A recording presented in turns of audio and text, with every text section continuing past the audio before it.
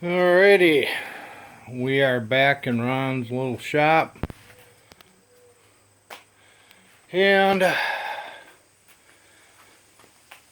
I've been tearing down the Triumph some more today,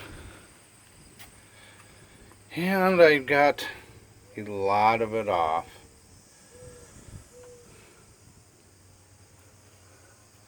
All the interior's gone, even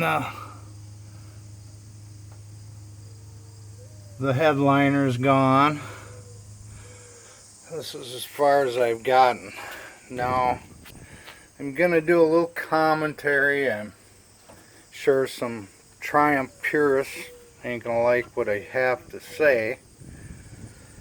But I've restored two Fiat Spiders. And I've done 3 MGB midgets now. And 152 MGTD. Out of all these cars, as far as quality and workmanship of putting a car together, this one would probably be the worst.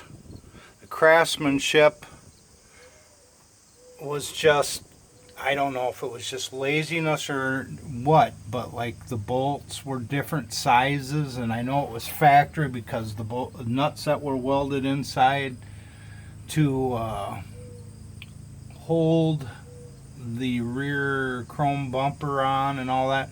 One side was 9/16, one side was 1/2 inch. The side marker lights, screws were loose. Same with in back here, no lock washers at all for any of the lights in back, you know. And yeah, that's kind of what the deal is here. And another thing that drives me nuts here is the other door panel. The handles had screws in them, just like what's on the handle here.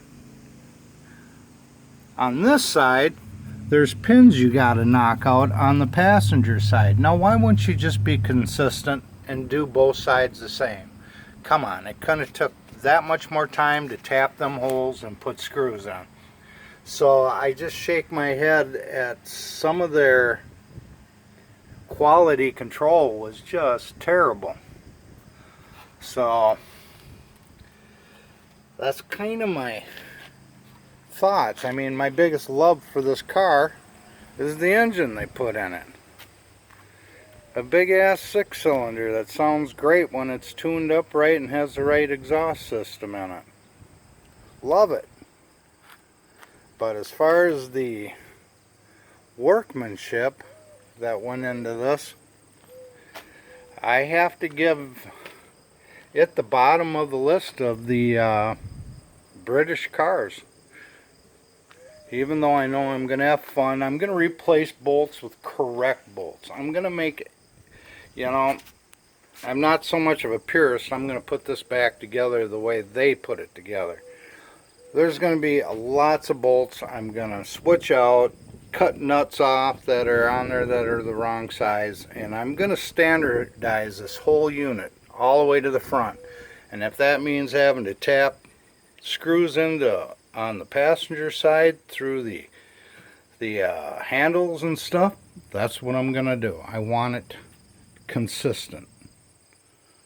So when I go to work on this, something needs to be repaired, I don't need 10,000 different tools to do the job if it's something that has to be taken care of on both sides. So yeah, I'm a little irritated with that, but I'm still loving the work going through it. It did drive me nuts getting this stuff off, having to grab 10,000 different sockets and different types of straight screwdrivers, Phillips. Yeah, nothing consistent. Alright, well, that's all from Ron today. Probably going to be hating me after this video. Alrighty.